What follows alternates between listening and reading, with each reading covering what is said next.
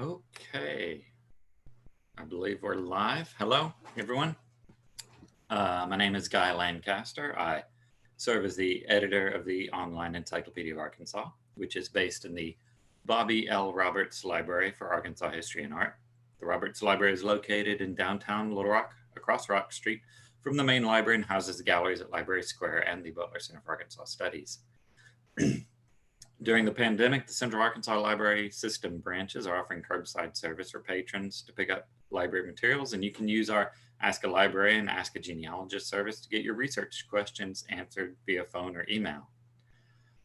Branches have begun allowing a limited number of patrons into their buildings by appointment to use computers, fax items, and other services.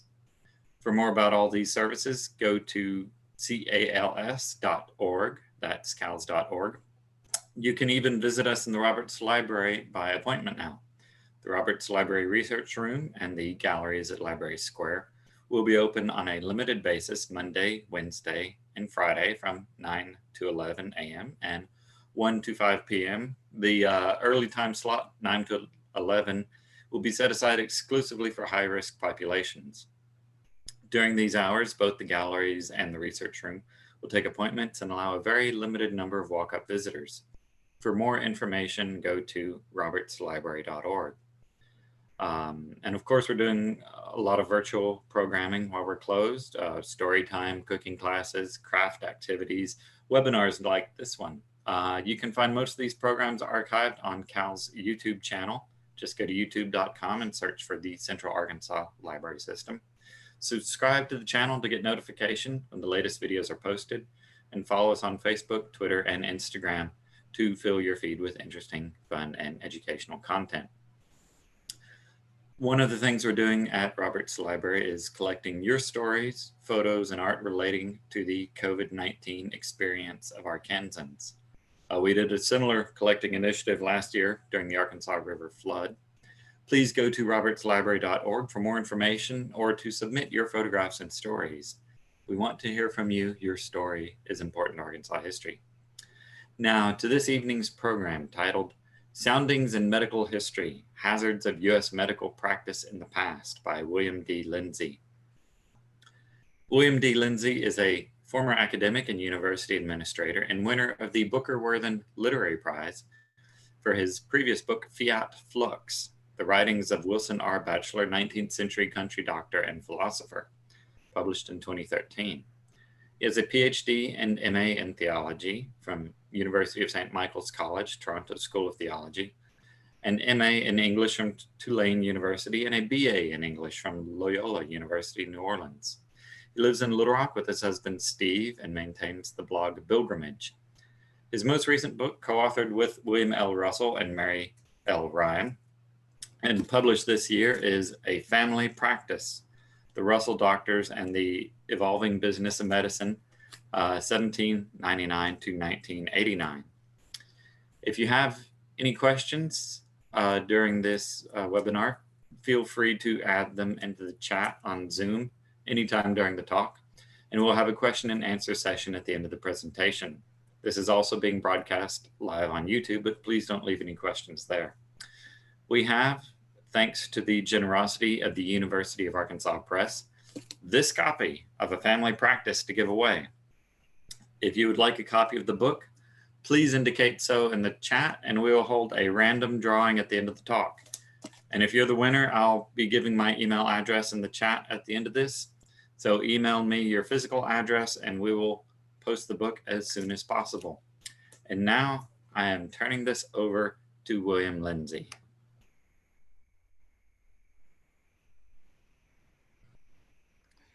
Hi, happy to be with all of you tonight. Sorry I can't see you.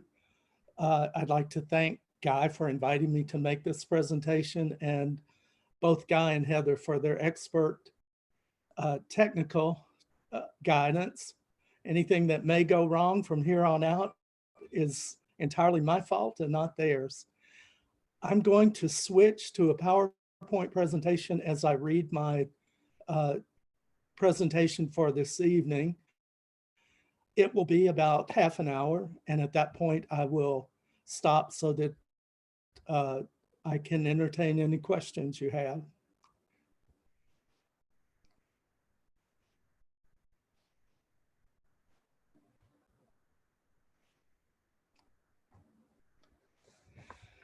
This presentation draws on research Bill Russell, Mary Ryan, and I did as we wrote a family practice tracking 4 generations of Russell doctors, 3 with Arkansas ties. There's much I might say about each of these doctors, but I'm going to focus here on information we unearthed about hazards doctors faced in medical practice in the past, and a bit about how doctors were trained in previous generations. This focus points more to the earlier generations of Russell doctors. I say this to frame my presentation. It's not about every type of danger doctors have faced, but is framed by our research into a particular family of doctors, offering highly selective examples of such dangers.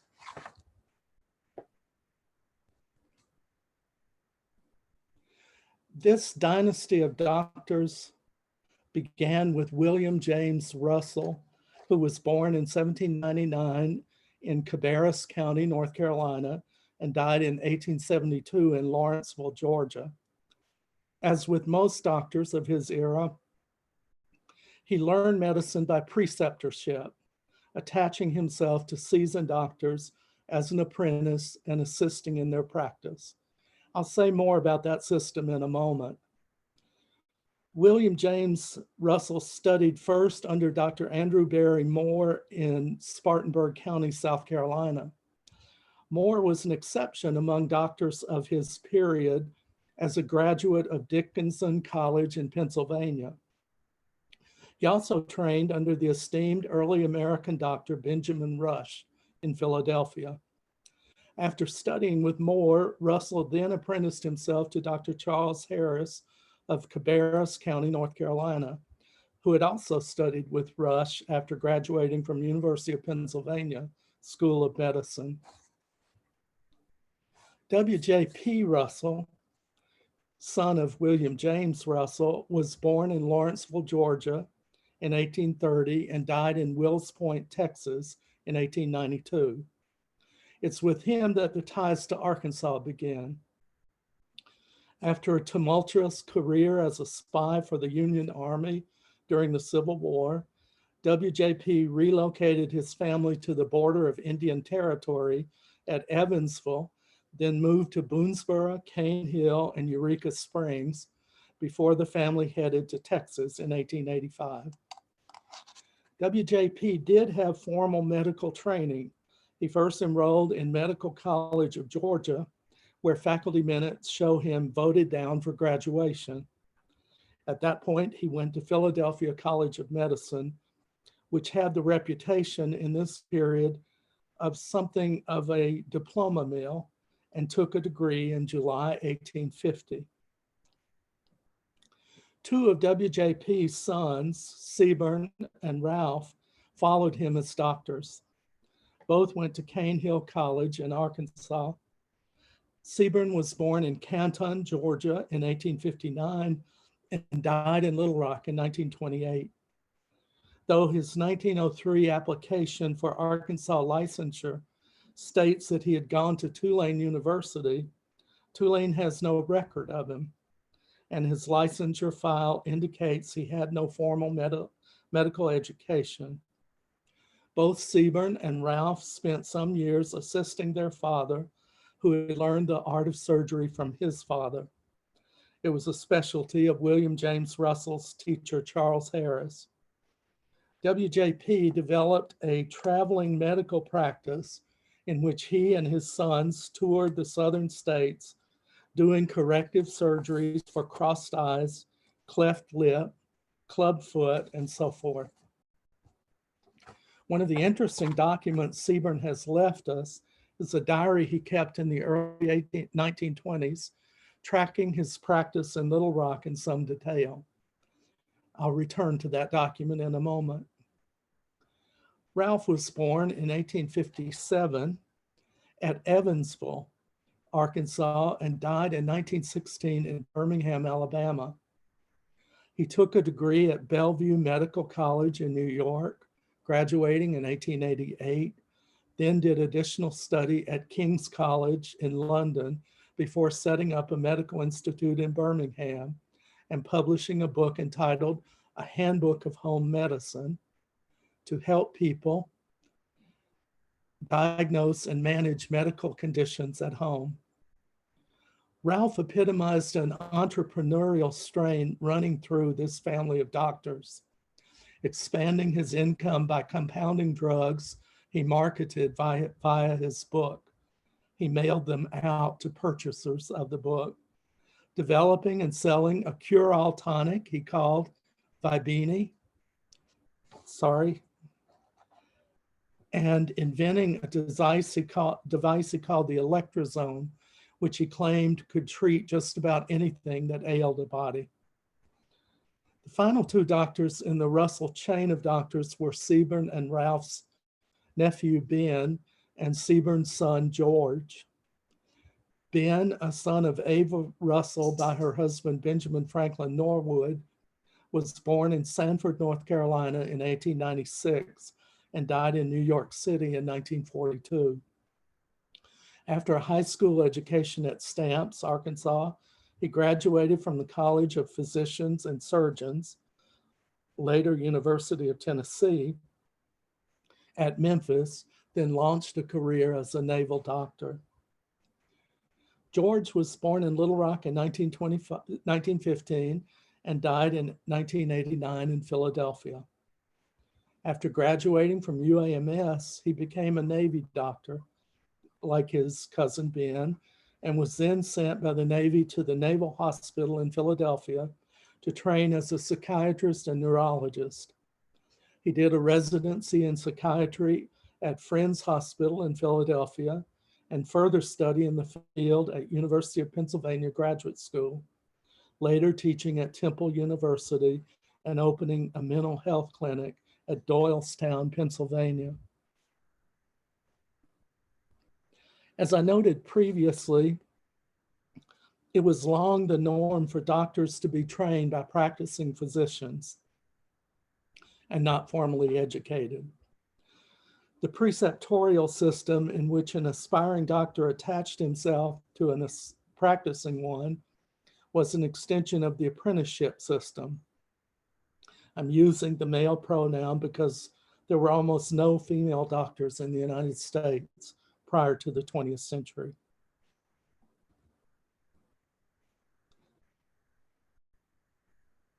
I'm going to talk a bit about Benjamin Rush now, as this slide suggests. For a long time, doctors-to-be actually signed formal apprenticeship documents. In the colonial period, the term of apprenticeship ran 7 years, usually. Following the Revolution, it was reduced to 3. The distinguished early American Dr. Benjamin Rush, I mentioned earlier, who played a significant vicarious role in the education of William James Russell through Doctors Moore and Harris, learned medicine by apprenticing himself to Dr. John Redmond of Philadelphia, who had a medical degree from Leiden University. Note how detailed this indenture of Jacob Hubbard of Nassau, New York, to William Clark of Monmouth County, New Jersey, I believe it is, doctor and surgeon is. It was made on 7th August, 1706, and is transcribed in Norwood's book on medical education. It specifies in detail the obligations of each to the other, including that Clark, as the training doctor, will supply Hubbard with surgical instruments and books when he finishes his apprenticeship.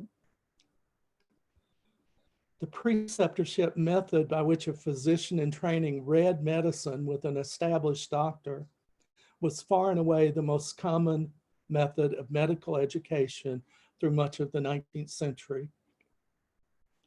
Doctors in the making learned by doing.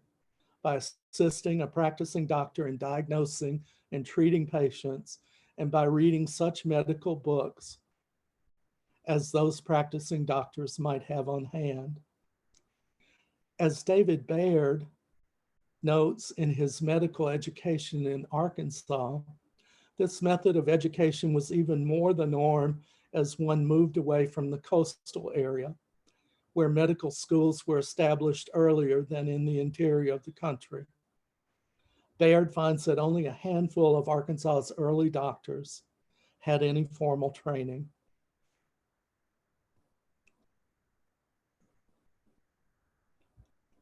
As Norwood points out, even doctors in the earlier periods who had the ability to go to a medical school usually did not graduate after they matriculated.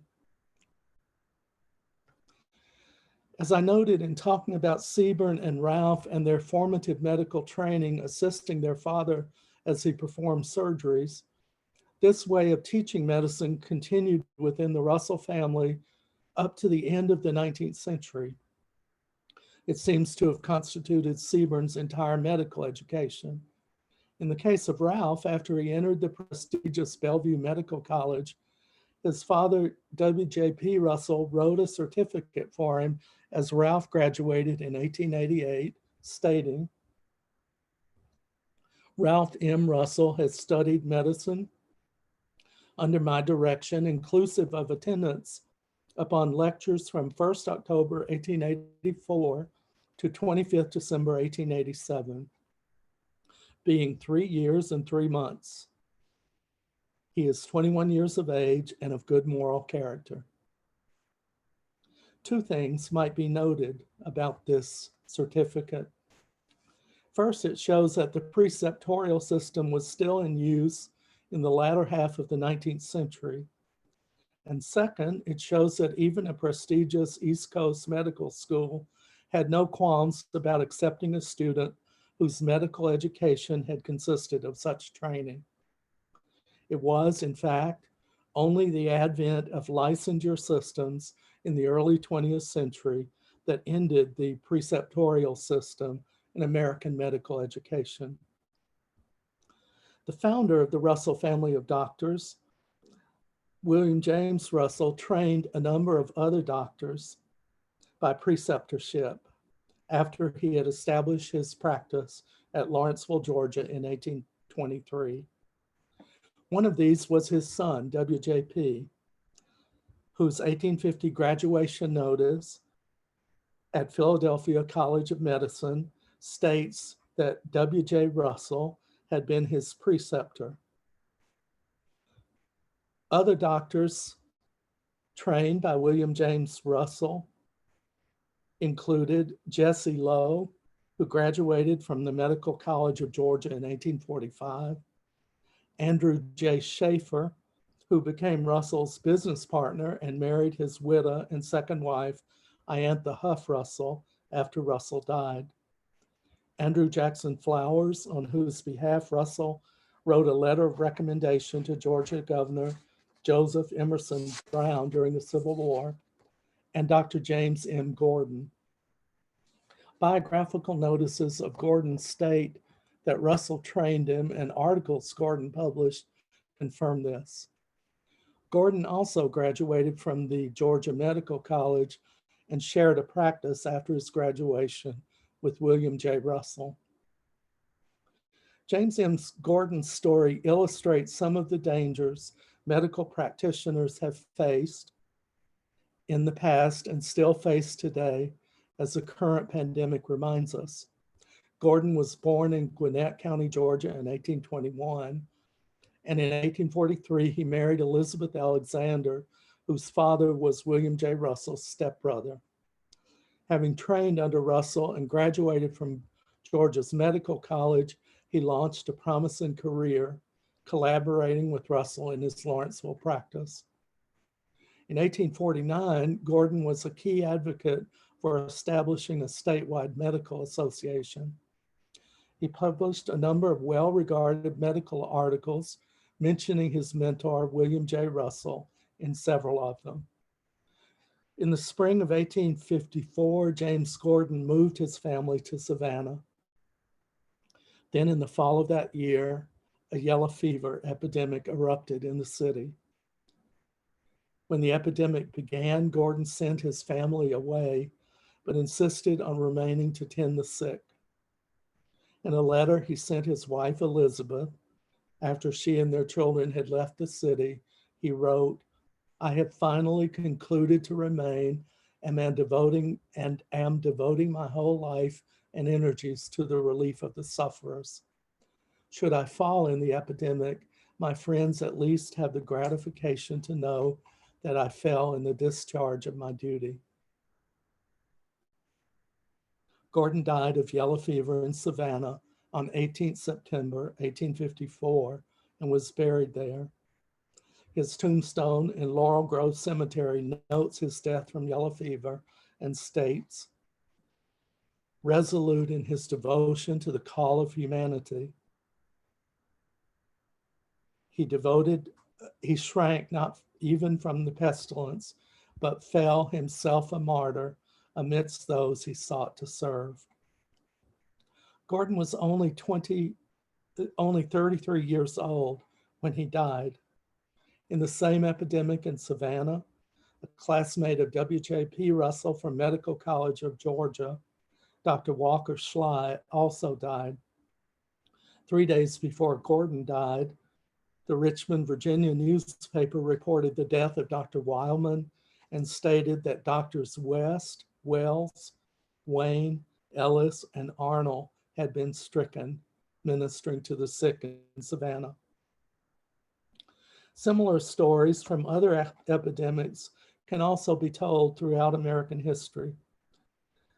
Of course, from Memphis to New Orleans to Philadelphia, where the typhus epidemic of 1836 reinforced valuable lessons about how isolating the sick, practicing social distance, and tracking infections were imperative to control the spread of illness. In 1837, Philadelphia Dr. William Wood Gerhard published a groundbreaking article to share information about these matters with the medical world. It's being cited again in the current pandemic as we are challenged to relearn lessons about social distancing and as we experience backlash to mandates for social distancing. Gerhard's insights about the value of social distance and tracking infections is not new, of course. You can find these practices clearly delineated by Daniel Defoe, for instance, in his Journal of the Plague Year. In that 1722 book, he speaks of how England and the continent had been using such practices for centuries to try to contain outbreaks of plague. Backlash is also, unfortunately, not new. Backlash to these techniques for controlling the spread of infection. But as public health experts note, many of us seem addicted to a neglect, panic, repeat cycle where we have to relearn with each new pandemic lessons we have chosen to forget from the previous one, so that we enter each as ill-prepared as we were when the last came along. Epidemics were not the only hazards doctors faced in the past. Our research on William James Russell led us to the sad discovery, for instance, that one of the doctors he had trained, Dr. Lowe, ended up in the state mental institution in Georgia due to the stress his practice caused him.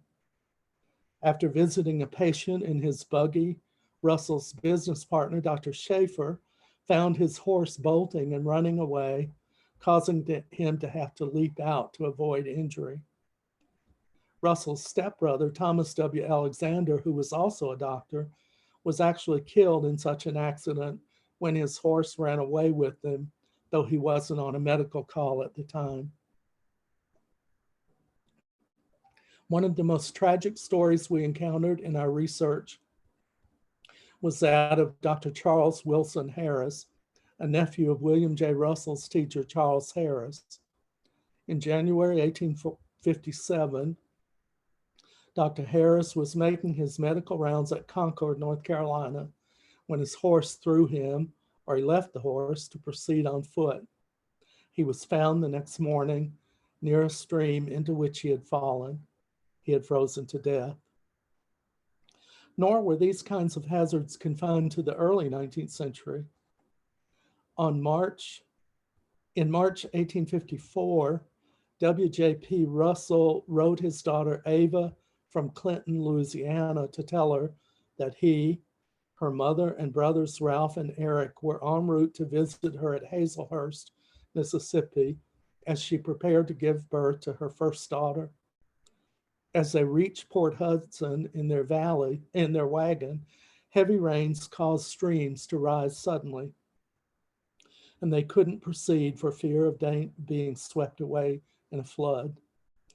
WJP and Ralph had been joined by his wife and Eric as they did surgeries in Louisiana and Mississippi. If you look carefully at this letter itself, note that it tells us it was sent during a rainstorm. It's heavily watermarked. WJP's peripatetic surgical practice was combined with a robust livestock business he shared with two sons-in-law. As he traveled doing corrective surgeries with Sebern and Ralph, he would sell the horses and sometimes the buggy he had used in their travels as he started back home, and would return home by train, adding the money he sold through the sale of the livestock to what he had garnered by his surgeries. One final topic, and then I'll close and take some questions. I told you at the outset of this presentation that I'd return to the diary Sebern Russell kept in the early 1920s as he practiced medicine in Little Rock. Sebern was the only one of the Russell doctors to practice medicine in Arkansas for the bulk of his career. Because these diaries contain detailed information about his practice, they allow us to track the kinds of illnesses at least one doctor in Little Rock was treating in this period, and how he or she went about treating them. Here's one interesting tidbit Bill Russell and Mary Ryan discovered through close analysis of the medical portions of Sebern's diary.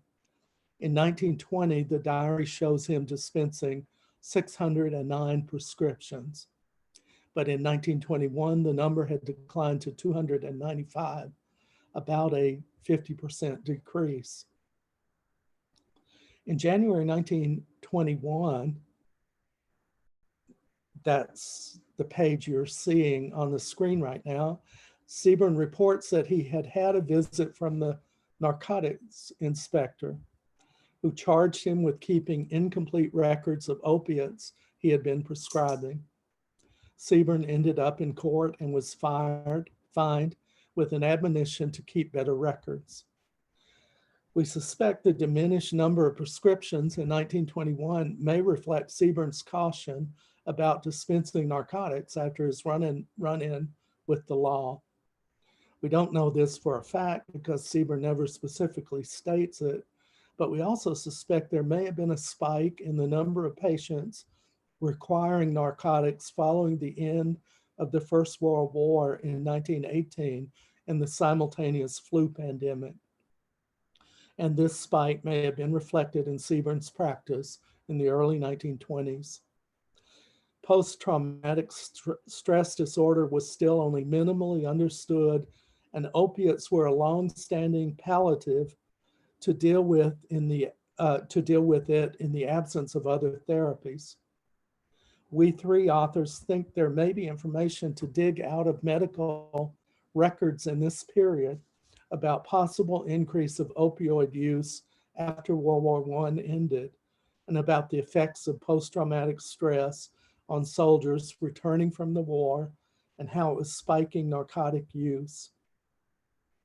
And what happened to Sebern with the narcotics inspector illustrates yet another hazard doctors have sometimes faced: their decision to use the best tools at their disposal to treat an epidemic, in this case, a psychological one, for which other tools aren't at hand, can lead to run-ins with the law.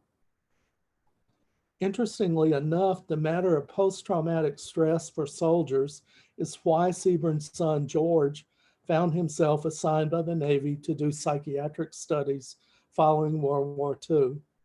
As both medical workers and society at large began to be more aware of how post-traumatic stress affected returning soldiers, the military wanted to find ways to meet their needs and had decided to have medical staff trained to deal with this problem.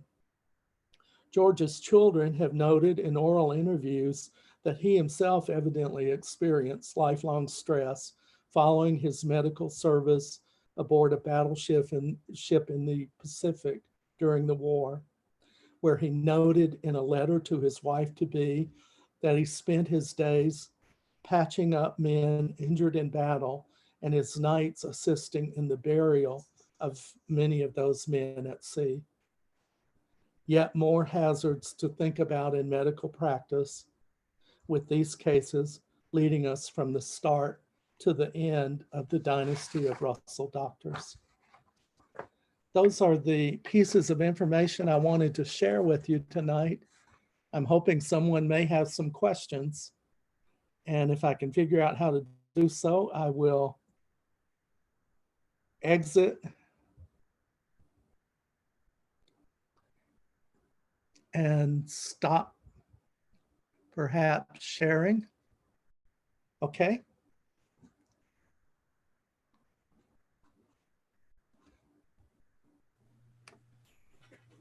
All right, thank you very much. Welcome. We do have a few questions. First off, regarding the death of James Gordon, is there any information on death rates of doctors relative to the rest of the population throughout the years? Because this, in an era before full protective equipment, this would seem to be a very dangerous preoccupation.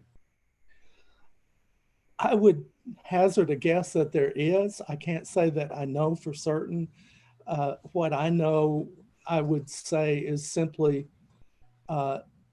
evidence on the kind of anecdotal level.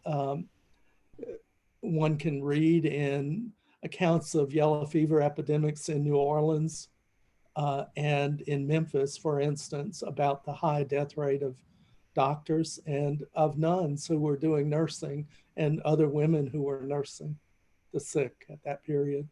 Surely somebody has studied this and put figures to that. It's a good question. You talk about women who were nursing. How many doctors had, like, say, their wives or female relatives assist them? I think that wasn't uncommon. We find in the letters that were written between members of the Russell family, especially in the generation of W.J.P. Russell and his wife, Ava, Avarilla Octavia Dunn was her name. They named their daughter Ava for her, that his wife did assist in some of his medical work. She was an enterprising lady who had money of her own to invest. She speculated in property. She taught music, but she also helped him with his nursing work at times. Was it fairly common for a trade like this to run through the family, or is this family kind of an outlier? I'm told that it was not uncommon for doctors to serve in several generations.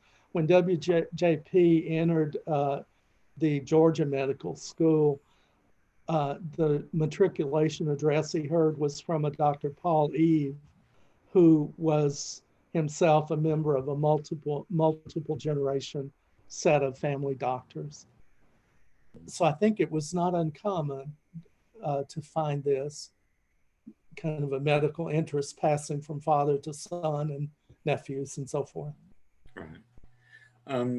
One question is, what is your assessment of Ralph as a doctor? Ralph, to me, is maybe the most interesting of all the doctors in the Russell family dynasty. there's always been in medical practice a question about where we draw the line between um, what might be called quackery and bona fide medicine. And at times, Ralph seems to me to come very close to that line. The fact that he was selling medical books, which contained a form that people could use. These were called symptom blanks, and they could send to him so that he could diagnose their illness and then sell them drugs to deal with their illness, raises some questions about where that line should be drawn. At the same time, it should be said there's ample precedent, there was even before Ralph came along, for this way of doing doctoring in American culture. It went on for a very long period of time. Ralph had predecessors in this business of selling books and then using the books to market drugs. His reliance on machines like the electrozone that he invented with ads stating that it could cure just about anything that ailed people, again, raises questions about where that line should be drawn between quackery and bona fide medical practice. But again, it has to be said, a lot of doctors were doing the very same thing at the period. There was a fascination with electrical devices and a belief that they could cure just about anything. That turned out to be sadly mistaken. Yeah. Your background is theology, but this is your second book of medical history. What's that about? I kind of fell into this and I enjoy doing this. I grew up hearing my father and his siblings talk about their grandfather, my great grandfather, Lindsey, who was a country doctor in Northwest Louisiana. Like Ben Norwood, he had gone up to Memphis to receive some sort of education. We don't think, ever completed a degree and practiced, as most doctors did, without any kind of license until licensing came along. What really drew me into this work was being offered access to the diary of Wilson Bachelor, about whom I wrote the previous book, Fiat Flux. He's somebody who fits into my family tree, whose daughter, Elsie, married Seaborn Russell. So there's a link between the Bachelor and Russell families. And having written that book in which I transcribed Wilson Bachelor's diary and letters and occasional essays, I really became fascinated with this subject. And when Bill Russell, who's a descendant of Seaborn, and Mary Ryan asked if I wanted to collaborate on a book, I jumped at the opportunity to do that. So I certainly can't say I'm a medical historian, but I do find the whole field fascinating. Do you think there's medical history is relatively understudied, perhaps? I think perhaps Arkansas has a really vigorous medical history society that meets yearly. The late Tom Bruce, who was at UAMS, was a mover and shaker in that medical history society and deserves a lot of credit for getting it going. UAMS is trying to collect at its library a lot of artifacts and documents. And so Bill Russell has given to them a wealth of material that he had, family letters, for example, and diaries. So I think history in general is not studied enough in American culture. Right, but in your own experience, there's room for a layperson to enter this field. You don't have to be an MD in order to understand the medical history. I think so. I mean, there are technicalities that I think only someone with medical training might understand. The other side of the picture is that we are the people on whom all the medical practitioners do their practicing. Right. So we have a vested interest in trying to understand the medical field. Mhm. Okay, well, I think that's it for the questions. My colleague Heather Zabinden is, I believe, doing the drawing for the book. Heather, are you going to tell us who wins it? Yes, it is Ralph Lawrence in Charlotte, North Carolina.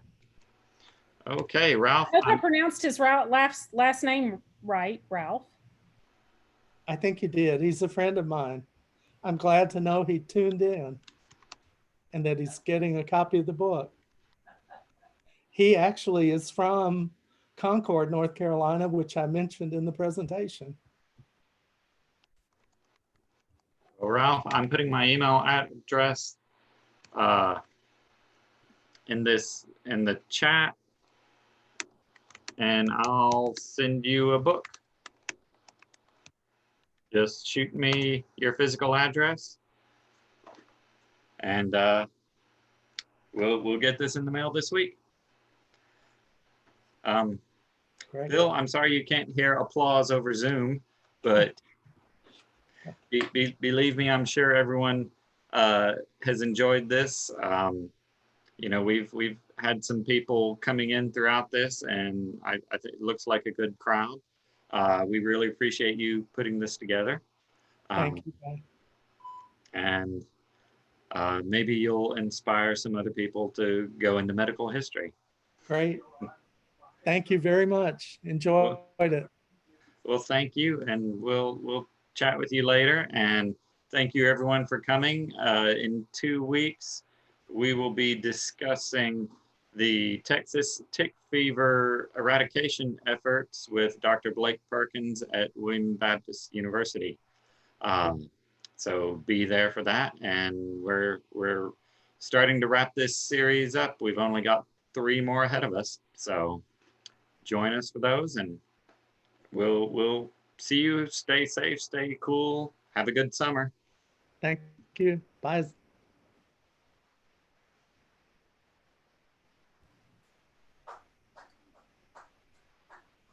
Thanks, y'all. Thanks, Heather. Oh, I think Guy left. Okay. Thanks, Bill. I really appreciate it. I didn't leave. You're still live on YouTube. Oh, we're still on YouTube. Okay, hang on. Thank you. I thought I hit the other. There we go. It should be, nope, we're still